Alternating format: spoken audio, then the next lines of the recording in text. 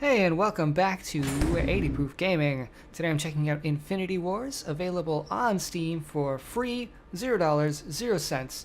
It's a beautiful, beautiful thing. It is a trading card game. You might say to yourself, a free-to-play trading card game, oh my goodness, another one. There are so many. But hey, check it out. There are some unique things about this game.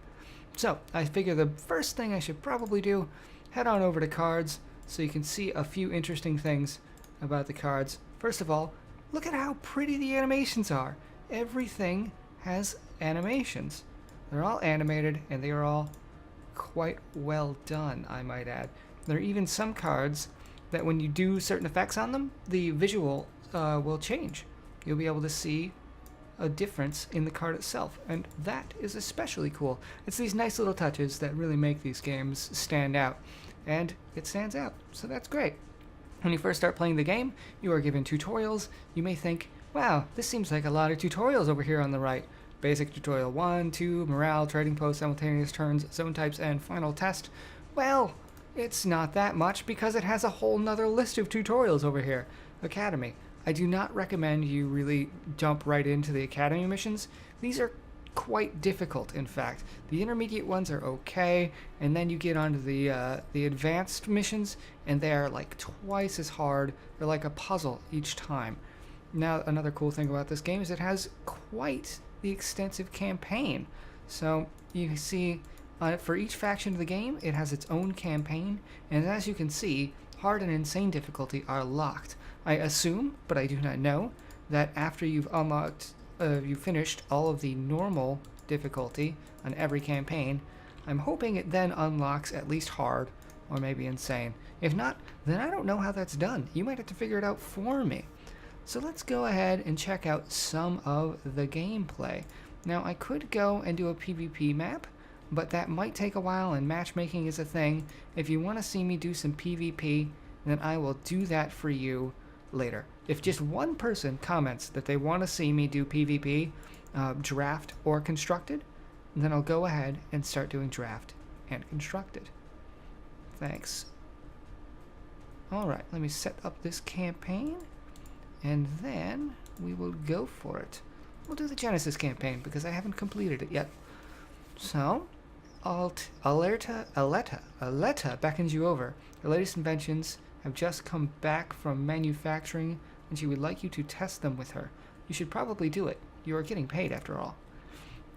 Okay, so as you can see, this isn't all entirely familiar. We've got support zone. This is called the command zone here, which you could see if I could get these things off of it. We have our hand, our deck, our graveyard, and then assault and defense zone. Those of you who are old hands at trading card games can probably tell what the assault and defense zone are going to be for. If I have something in the defense zone and she has something in the assault zone, then they will deal their damages to one another. Oh, let me undo that. I think I'll play this one like so. And vice versa. If I have something in the assault zone and she has something in the defense zone, they will deal damage to one another. If I get through her defense zone, I will reach her actual life. And if she gets through my defense zone, she will reach my actual life. And as per what seems to be natural, all of the cards have their own individual effects. They've got, at the start of each turn, Unending Drone raises one other Unending Drone to your support zone, which is this. You can look at support zone as being tapped in Magic. It's not exactly true, but it's close. It's a zone that you have to place things in first, and then they won't go into the, after that, after one turn of it being in the support zone, you can then deploy it to the defense or assault zone. The command zone is something extremely interesting to me. The command zone essentially works as 3 cards that you get to start the game with.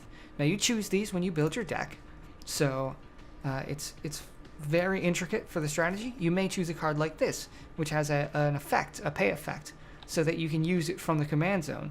Or you might choose a card like this, which you just actually want to have early on to actually actively play it. Either way, it's kind of fun, the strategy. I really dig a lot about these things. Let's use this ability to sack sacrifice... I'm going to sacrifice this one and give its power to this one so that it will survive. Excellent. I actually have 2 of these. Can I now sacrifice this one here? No, you can't sacrifice from the command zone. That's fine. So we're going to get that thing nice and buff and then use it to take that one out. All right, perfect. Now what is this? It's just an 8-8. It's just an 8-8 and it's an 8-8. Okay, fine then. I guess it's an 8-8. Did you maybe notice that it was an 8-8? Because it seems like it might be an 8-8. Okay. I've got plenty of mana left to pop this one over into the assault zone. I could play this. I don't think I actually want to. I think I will instead use this effect to sacrifice this one to make, let's say, this one big again. Okay. Now, you may have noticed that underneath the health bar, there is also a morale bar. Every character or creature or whatever you want to call it has a morale number. It's right underneath the 2 here. When the character dies, you lose that much morale. You run out of morale, and you lose the game. I'm not entirely sure that I like that system. It seems a little bit... I'm not sure if I know exactly what to call it. It's weird. It's just a strange idea to have an extra life bar. I don't know why you would want to have additional life bars. I don't get it. I don't understand that decision. I've already got a life bar. Why do I need a second thing that works exactly the same as a normal life bar? I mean, it doesn't work any differently from a life bar. It's just a life bar. That's all it is. But I digress. I guess what they wanted was they wanted to have certain cards that were super powerful, but with the drawback that you might